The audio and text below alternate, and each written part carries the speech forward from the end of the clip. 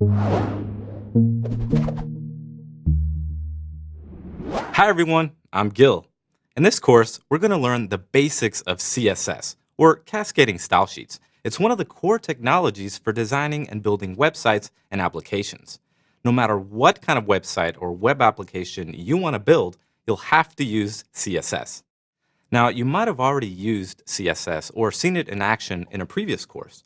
In this course, we're going to dive a little deeper into many of the core concepts of CSS.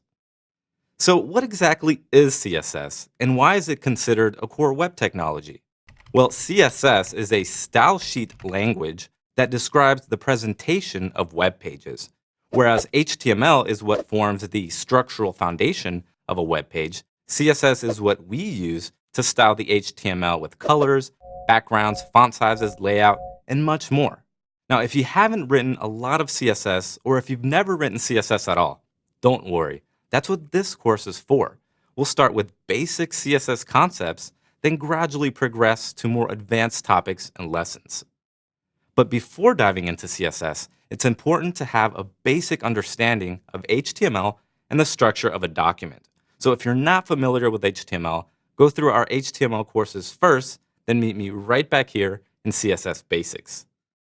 To get familiar with the most important parts of CSS, we're going to style the HTML structure of a simple landing page for the beautiful city of Lake Tahoe, California.